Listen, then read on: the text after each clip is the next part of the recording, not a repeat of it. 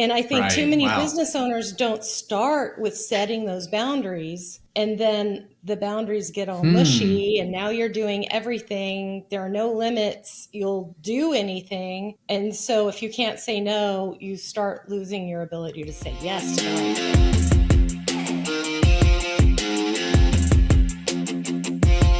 Welcome to the How Leaders Think podcast, the show that transforms you by renewing your mind and giving you new ways to think. I am your host, Kenny Lange, and with me today is Susan Fennema. She is the chaos-eradicating officer, or CEO, of Beyond the Chaos. It's a consultancy helping small business owners extricate themselves from their day-to-day business operations so they can grow their business and get their lives back. Doesn't that sound awesome? She and her team have served over 100 small businesses with over 30 years of operations, project management experience in professional service industries. And Susan is on a mission to improve American society exponentially. So she's got big ambitions, so jump on board. But when she is not making multi-course dinners, which I've yet to be invited to, she enjoys Texas A&M football games and Blackhawks hockey. There you go. She lives and works from her home in McKinney, Texas with her husband and their dog, Shelby. Welcome to the show, Susan. Thanks, Kenny. I'm so glad to be here. This is going to be a fun conversation. It is. Well, tell me, Susan, what is on your mind? You know, what I have been thinking about is a success that actually just happened. I'm thrilled about it. And it's something that I think so many small business owners struggle with. How do you make this happen? I recently had a team member, actually my whole team, take a client from a intake, so from coming into my inbox, all the way through now working on the project. And I never touched it. What? I know. That's a unicorn. That's Complete magical. and total magic happened. And I am embracing that. And, not that there weren't a few little bumps that we kind of smoothed over along the way, but the process went great. And I am so excited that now we have something that we can repeat, and I'm continuing to remove myself from things. That is fantastic. I mean, that's the golden goal, right? For so many leaders and business owners. I'm curious if you can put that success into some context in terms of, how long have you been in business? Because, some people think, oh, I should do that next week. And they just started. And I'm going to tell you, stop doing drugs and thinking that. But put that, what did it take to get there? It took, over 7 years to start with. And it took finding the right person on my team who I knew completely embraced and got what we do in order to say, she can do this, and then just trust her and let her do it. It's a bold move, Cotton. Right? That's nerve-wracking, right? Because what I've heard, and I've experienced this too, especially in my first business, is, you are your business to some extent. That's a really hard thing to untether. But it's your baby, and not standing over someone's shoulder or having your hands in it. It's like when you have you're a kid and you're like, here, hold this, or anything precious to you. You're like, I don't think you're an idiot and you're going to damage this and you're going to try to destroy my life. But there's a part of me that thinks you might. Well, I think that that's a good point. And, we are very attached to our businesses. It's something we created. And if you want to compare that to having children, part of having children is not keeping them children anymore, right? They need to grow up and move out and be productive members of society. And so there's a part of the nourish and feeding of the business where you have to separate yourself if you think it's going to continue beyond you at all. Gotcha. Yeah. So really sort of a, like, where do you think it needs to end up? Staying with the children, metaphor, analogy, whichever. I can't think about it right now. But I heard somebody say recently is, as parents, we don't need to think about raising children. We're raising adults. Yeah. Right. Like My best friend totally embraced that. And she has 4 adult children who are all very different, and they're wonderful. And that was her whole philosophy. I don't care if they're good kids or not. I want them to be good adults. Right. So applying that to businesses, you want this mature business. You want it to exist and operate. I mean, obviously you enjoy it. You're not just doing it so you can kick it to the curb, unless, I mean, serial entrepreneur, you're trying to make an exit. There's all sorts of things, but that's not the vast majority of small businesses, at least, not in the US. But that reverse engineering of, well, what's the adult version of this company, and what am I doing from the start to work my way up there? Right? Is some of that thinking what's helped you take those steps to put pieces in place? Because you mentioned this individual, but I can't imagine that single individual is what made all of this happen. There are probably a few other pieces that over time you had to align or do one first and then the next, right? Right. And so, yes, absolutely. There have been steps along the way. And I can even look back to, I mean, I started my business on my own as a one person consultant. And then I really quickly said, yeah, I don't want to do this. I need more people. So being able to figure out what you want to see replicated, understanding that there needs to be a value system and code around what you're delivering, and understanding of the mission is so important. And then you can start to find the right people who can fill the right gaps. My first step along this was really, I brought in somebody who could do project management. That part was easy. But how do I take my 30 plus years of experience in the world and working with other small business owners? How do I teach a consultant how to ask the right questions? Right? Yeah. That was hard. And that was one of the first steps. And once I was able to figure out how to make that happen, now you're like, okay, well, if they can ask the right questions of a client that's here, what are the next steps of how do they ask the right questions to attract a client in? Gotcha. Yeah. And so it's all process for harder. Sure. Yeah, it is harder. It is harder. Right. And this is not the first employee. She's not. She's more recent. But she also loves sales. And that was another challenge, is you do have to find somebody who loves that. And I kept thinking, I'm going to go have to hire a salesman. And how do you hire a salesperson when you're not at a state of being able to pay a base salary for somebody who doesn't know the business? How do you bridge that gap? That's a big step, right? Yeah. And in this case, it was right situation, right time, and we were developed enough as a business from a process standpoint that we could take the next step. Gotcha. Yeah. So, because what I hear you saying is, if you hadn't done all the hard work of developing those processes, those systems, and those things, this individual, while great, may not have been able to execute this success of taking it from start to finish, her and the rest of your team, without your involvement, or at least not heavy involvement. So there's a lot of factors.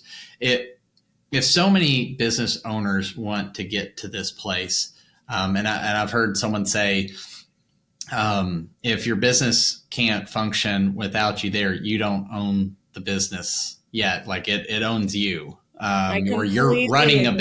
business instead of owning it. There's a couple different Yes. versions of that. But if that seems so clear, oh yeah, have smart people do the things that I would do, like as if I were there, and hopefully eventually better than I could do the individual component parts. What's that prevailing wisdom that is keeping so many business owners from reaching that? Because if it was commonplace, it wouldn't feel like such a big success, right? Right. One is fear. And I admit I went through fear. This, Mm-hmm. this is what feeds the business, right? I Mm. can sell the business better than anyone. And that's probably still true. But if I start looking at my calendar and my schedule, and now I'm having a hard time fitting people in because I'm doing things like talking to you, how can I put as much focus there? And so Mm-hmm. breaking down that fear versus reward, I think, is one step. The other is creating the structure so that a team member that you might ask to do this is Mm-hmm. set up for success. And that's Hmm. really important. So giving the support, I mean, I've had support from my team on sales for a long time. Mm-hmm. I don't set up the appointment. I have someone who does that. Mm-hmm. I show up. I have a great conversation. I have a AI that takes notes. Mm-hmm. I do set up the next meeting, and I don't. I send out the proposal because I'm sitting in front of it, and I Mm-hmm. do write the proposal. It's mostly templated, Sure. but the after that magic would happen. We would Mm-hmm. have follow-ups done by the virtual assistant, the ops manager would open the project, and then the consultant Mm-hmm. could take it and run with it. So I kind of just showed up for that part. And so Gotcha. being able to then have a script, I was Yeah. following the same Yeah. steps most of the time, that helped. And Sure. giving the support to that person and making sure she understood that if she made a mistake, we're expecting that. This is new. Right. You're not going to sell 100%. I don't sell 100%. How do you Right. support her to get there and then let her go be brilliant? That's the That's hard really part, good. right? Let it go. Right. Yeah. I'm curious if about something, because you made a comment saying that the you could sell the business, and the will sell the services of the business better than anyone else, which is pretty typical for most founder led organizations, right? Sure. Sure. And they're typically, to get to the point where they could even have employees, they needed to be good at sales. Otherwise, they had no business.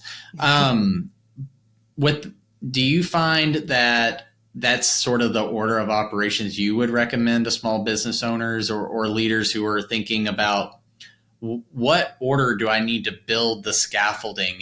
Do I need to nail like operations delivery and get that on a good track, and then start figuring out, maybe I could put someone on marketing, but sales, like I need all these other things, and then set up sales for success? Is that part of the path you would recommend for somebody, or do you feel like that was just something that happened to work for you because of your skill set being so good at project management? It naturally lent itself for you to start there and work backwards. Absolutely. Well, in project management, something we sell. So it's also Mm-hmm. something I wanted to offload of my plate, right? So Sure. the things that you want to offload as a business owner first are the repeatable deliverables. So, Mm-hmm. whatever you are producing, essentially, Mm-hmm. you want that running pretty smoothly Mm-hmm. before you start dumping a whole bunch more sales in it. Because if Right. you bring in a whole bunch more sales and all that's broken, you're going to not deliver what you promised. You're going to get a bad Yeah. reputation. Your brand is going to have there's all of Yeah. that. So getting that running in a very structured, repeatable, scalable way has to be the first step. And Yeah. we push all of our small business owners that way. Get those things off your plate and focus. Then you can focus on the sales, because that's not now running around in your brain and taking your time and interrupting you. And then the sales eventually can come off. The only exception is if we have owners who love what they, most business owners started their business because they were good at something. Right. And so sometimes they still love doing that thing. And so we want to make sure, if you're a software developer or a creative director or any of those things, if that's still your passion, how are you making sure that you do get to do some of that? So, we'll weigh that, but the lather, rinse, repeat part needs to come off your plate. Right. Absolutely. You bring up an interesting topic. I was just working with a group last week, and the topic was that transition from being sort of individual contributor, and it's a larger organization, but that individual contributor to now I'm the manager, leader of people. And it's sort of the same thing of you go from I'm good at and I enjoy what it is, the service I offer, but it's almost as if the bigger the company grows, the more success it sees, the further away you get from that, that thing, to the point of where you could eventually not be doing any of those things, right? Like not doing the sales, not doing the delivery, not doing any of those things. How have you helped people, or how have you even walked yourself through that over the last 7 years to say, well, I'm going to make peace with letting this part go, or what do you advise on that? Because that can be a really tough separation, not just I'm trusting somebody with my work. It's, well, I got into business because I like doing this. I don't know that I want to be a business owner. I just like doing this work. How do you help people with that? Well, that is always a struggle. And I kind of live by my father's philosophy. He's 81. His business will sell at the end of this month. Oh, wow. So he has been a small business owner since he was 25 years old. I've had a lot of learning from him. And probably for the past, 15 years or so, he hasn't done anything. And that's what he says. He's like, you make it when you don't do anything. You just set the tone.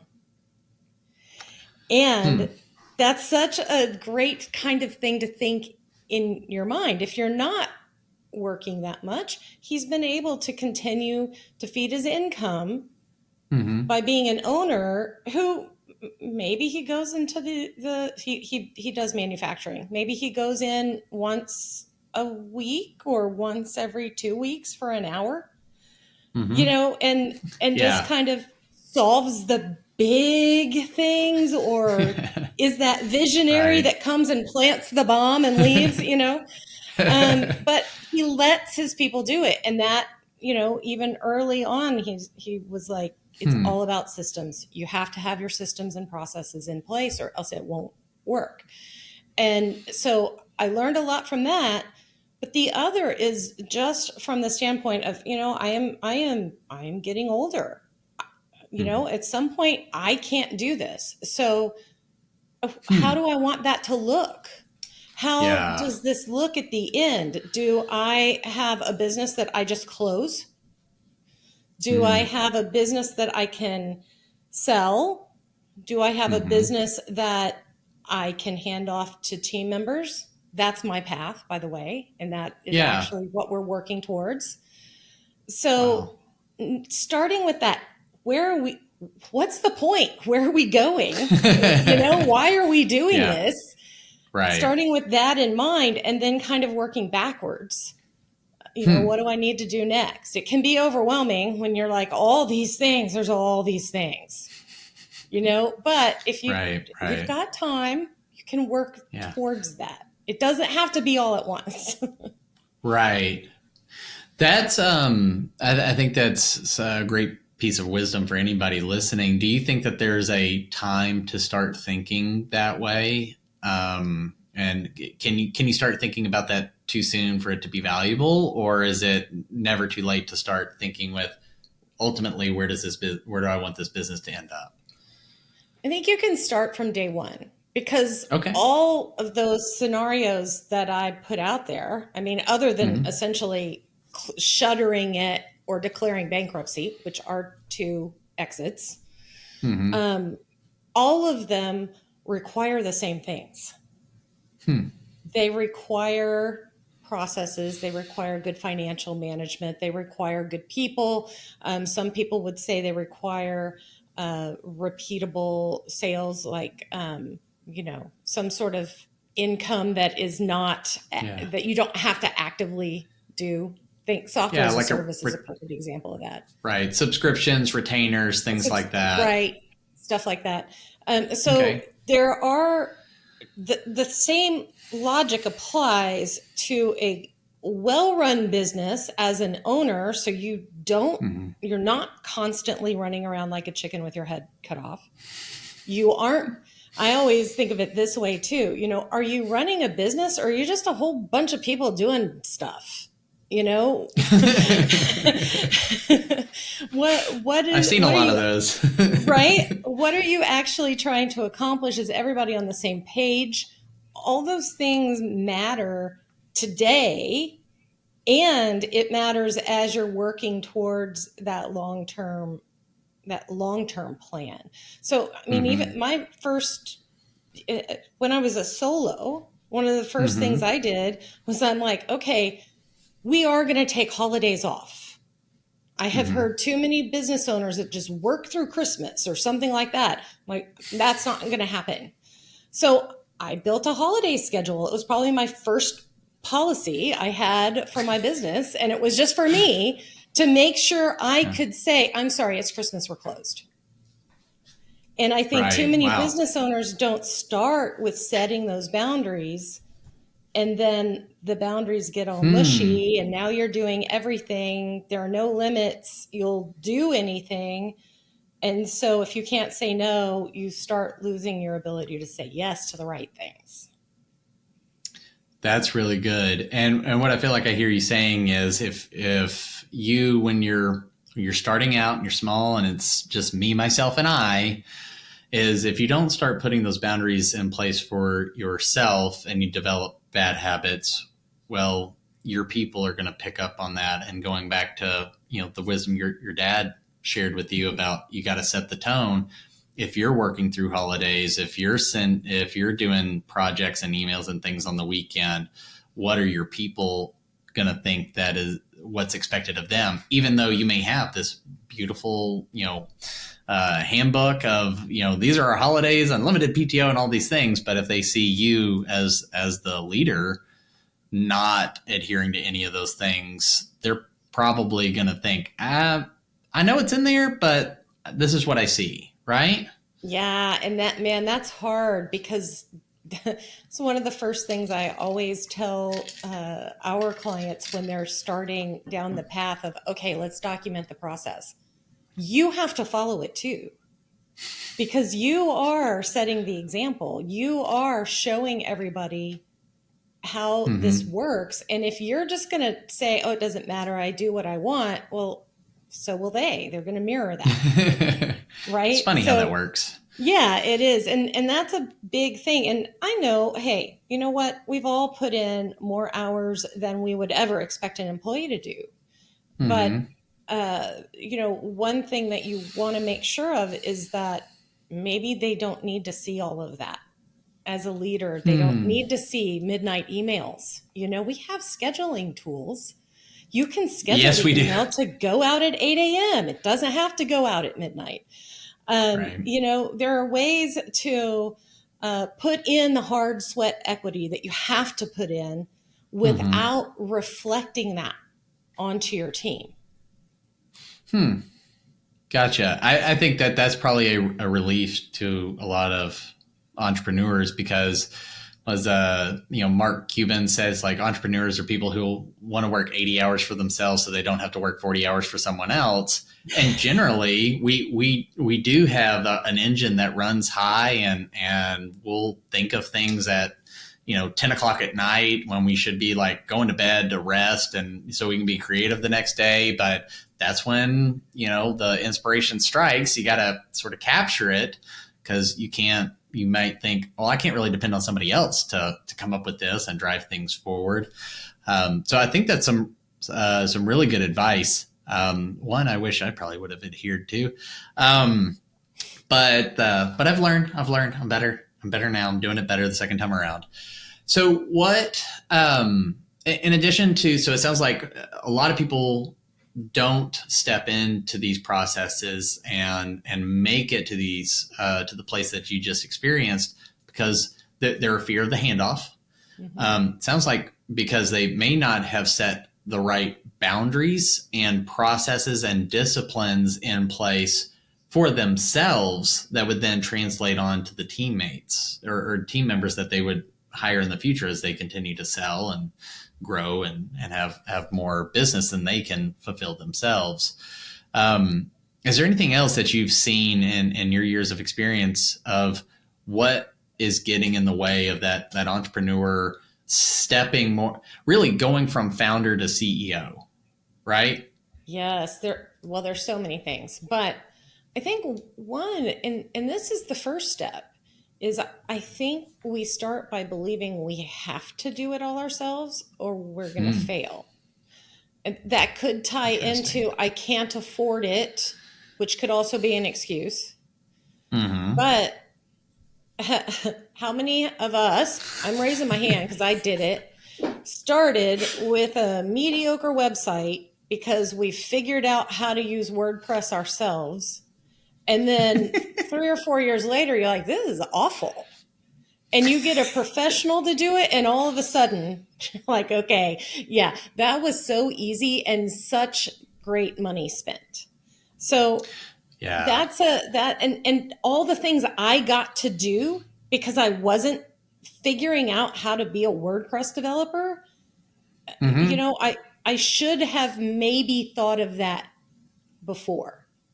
Because I'm sure I didn't spend time on the bigger, more important things because I was figuring out why this didn't look right on the page for 5 hours when an expert knows how to do it in 5 minutes, right? Right. Yeah, I think that's a key thing that is, I think, really hard to shake is that belief that if it's gonna be, it's up to me mentality. Mm-hmm. I love that. And it also, I'm going to steal that phrase, Kenny. I stole it from a sales trainer early on in my career, and I think maybe he tried to use it to tell you should think that way. We were in sales, so it kind of was like you had to leave the cave and kill something and eat it.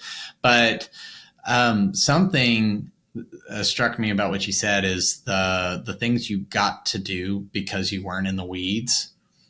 It sounds like those things were not only maybe the bigger, more important productive side of things. We should always be productive or we would like to be. But it sounds like it was more fulfilling for you, more energizing for you. Is that what you experienced when you started making that shift?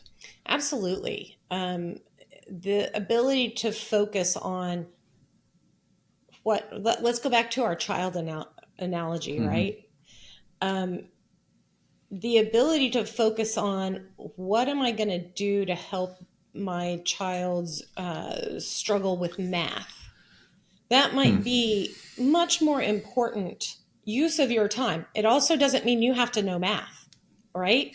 It means you can call a tutor or send them to any of these mathly type places that you see on all these street corners, or maybe it's talking with the teacher, or maybe it's finding a friend at school that's good at, but there are other ways to creatively solve the problem than you solving it yourself, especially if you get into a higher math, maybe that's not your area of expertise, right?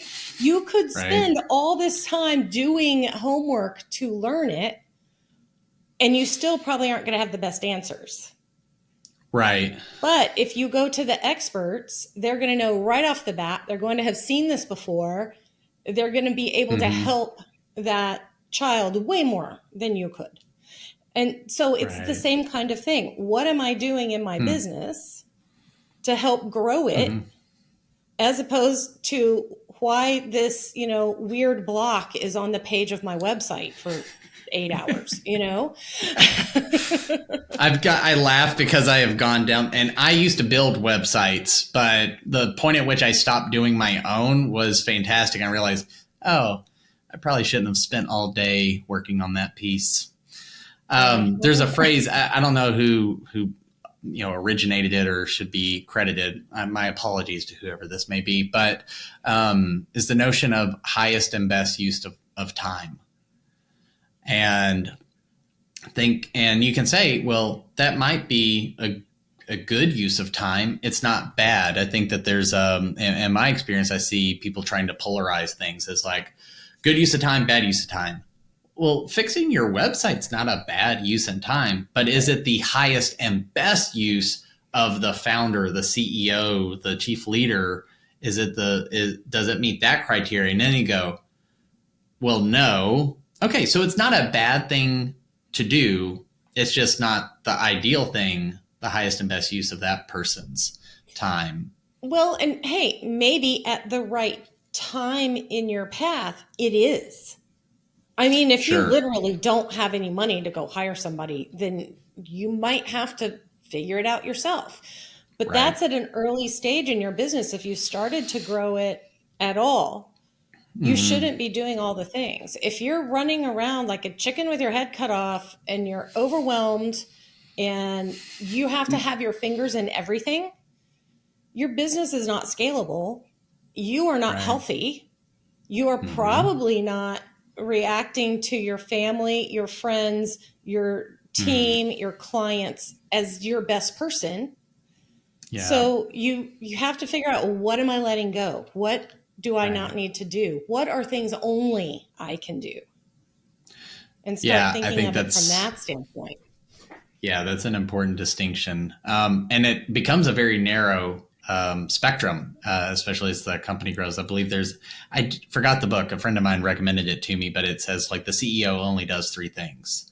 I can't remember the title of the book, but I'll look that up. But the notion of you got to do everything, I joke around and saying for a while I was the chief everything officer. That's what CEO stood for. Is I was a salesperson, delivery, developer, designer, janitor, admin assistant. I was all those things, but at some point you've got to transition out of that. Or I say you got to. You probably would like to, and it's up to you. You can stay on the hamster wheel if you like. We'll pray for you, but it's probably going to feel a lot better if you get off the hamster wheel. So, Susan, with what you've described and this success and everything, and that's awesome. And I hope next time we see each other, you're like, I've had 3 more, and it's fantastic. And you're just sprinting through the parking lot or something. But if there's a young leader or a new entrepreneur, somebody who's listening, and they're like, well, that sounds great, but apparently I'm 7 years away from that. Right. But you didn't start this year. You started this 7 years ago, obviously trial and error. But if somebody wanted to take a baby step in the next 24 hours to get started on this path, where would you direct them? What advice would you give? I would have you open up a spreadsheet on your computer and start tracking all the things you do. Just write them down. Just as you work, just track them. Then after a day, go back and add the things you hate, the things you do every year, the things you do every month, the things that you didn't gather just from your day, And then start looking. So let's look at some columns across there. How long did it take you? Is there somebody else that could have done it? Could you have handed it off? Should you have done it at all? Is it worthwhile at all? Maybe it goes away, right? Is it something that you could put on a list down the road to develop a process for? Maybe it's not today, maybe it's later. But the last column is, what's the pay rate for that? How much would you Interesting. how much would you need to pay somebody to have them do this? And all of a sudden, your mind starts to change of, well, I can't afford for me to do that anymore. And you start to figure out how to delegate it. Oh, I guess I do need a bookkeeper. I guess I do need a virtual assistant. I guess Yeah. I do need a project manager because Mm-hmm. this is their rate. This is my rate. We need to be doing the things in our rate. Right. So that's the first step, I would say, is just do that exercise. I It's think that's eye-opening. fantastic. It is. I remember when I first started doing that, and I went, I am an idiot. What am I Right? doing? Like, because I never thought about how much I cost versus someone else. And I was like, I am way overpaying for this right now. And because if you think about it, as I'm stewarding these resources in the business and I'm a resource, if I were giving myself advice, then I would say, yeah, stop doing that immediately. But because you're in it, it's hard to pop up and go, oh yeah, I don't need to do these things. So I hope whoever's listening, like, obviously don't do this in your car while you're driving, or you probably can't do it while you're jogging. But when you get back to your computer, then crack open that spreadsheet and give that a shot. And I think that some people are going to have some big aha moments. Hopefully it's encouraging, not demoralizing, but I doubt it'll be anything less than eye opening. So Susan, if people want to learn more about you beyond the chaos, the work you're doing, or maybe they want to talk to you about, or talk to your salesperson about how to get some help and never talk to you, because that's the win. Where do you send them? How can they connect with you? Well, go to our website, beyondthechaos.biz. And if you go to beyondthechaos.biz/ebook, you can Mm-hmm. download a free ebook on the 3 ways to remove chaos from your small business.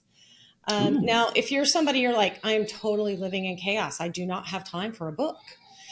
You can also go there and you'll be able to email us from there too and fill out a contact form and we'll reach out to you and you can skip the ebook. We'll just take you down the path. Yeah, we'll give it to you later. Once you create the space and time for them to think, then they can consume it, right? Right. You're also fairly active on LinkedIn, and so we're going to have your LinkedIn profile. And I know you do some LinkedIn events, or at least you're connecting to some of the webinars and live streams and things like that. So I definitely recommend following Susan. You will learn something. Just leave her a little engagement. Let her know you liked it. That light bulb doesn't get enough love. I see everybody love and the support, but I don't see the laughing and the light bulbs enough. So I'm trying to spread the good word. Well, I'm Well, hoping I thank make you. people laugh too, because that's the way that helps us survive a lot of the times. Right. Sometimes you got to laugh to keep from crying, but laughter is a great medicine. Well, Susan, I appreciate you coming on, and look forward to all the good work that you're doing in the world to impact it and make the U.S. a better place to be in business. For all of you listening, change the way you think. You'll change the way you lead and live. We'll see you next time.